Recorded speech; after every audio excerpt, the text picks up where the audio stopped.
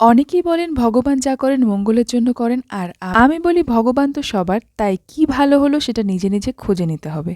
যেমন ২০২৫ সালের এসএসসি পরীক্ষাটাই ধরুন, 9-10 এর পরীক্ষা দিয়ে এসে একটু টেনশনই হচ্ছিল, কারণ প্রশ্নপত্র যথেষ্ট সহজ ছিল।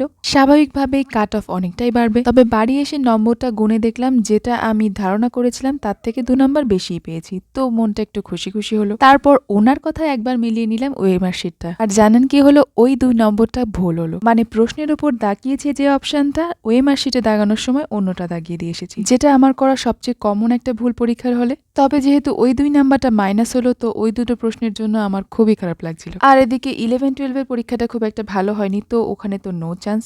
একমাত্র ভরসা ছিল 9-10। তবে এই ভরসাটা ভাঙলো আমাদের 11-12 এর রেজাল্ট আউটের পর। জেনারেল মেল ফিমেলের কাট অফ এসেছে ফ্রেশারদের জন্য বরাদ্দ নাম্বারের থেকে বেশি, তো স্বাভাবিকভাবেই যে সমস্ত বেস্ট স্টুডেন্টরা জেনারেল ক্যাটাগরি হওয়ার জন্য 11-12 এ চান্স পেলেন না, তারা চলে আসবেন 9-10 এ। এতে করে আমার মতন মাঝারি মাপের স্টুডেন্টদের চান্স কমবে। এত কিছু জানা সত্ত্বেও আমার হাজবেন্ড আর বাবা কি জানি একটা নিশ্চিত ছিল যে কাট অফ আমার ক্লিয়ার হবেই, কিন্তু শেষমেশ সেটা আর হলো না। আমাকে নিয়ে দেখা আমার বাবার সারা জীবনের স্বপ্ন, হাজবেন্ডের সাপোর্ট অ্যান্ড অবশ্যই বিশ্বজিৎদার পড়ানো সবটাই বিফলে গেল, যা কখনো সফল হওয়া সম্ভবও নয়। কারণ খুব সম্ভবত এটাই আমাদের ফার্স্টের সঙ্গে সঙ্গে শেষ এসএসসিও বটে, কারণ এখানেই যেরকম প্যাচ লাগিয়ে রেখেছে ভবিষ্যতে আর কোনোদিন হবে এই আশাটা আমি আর করতে পারছি না।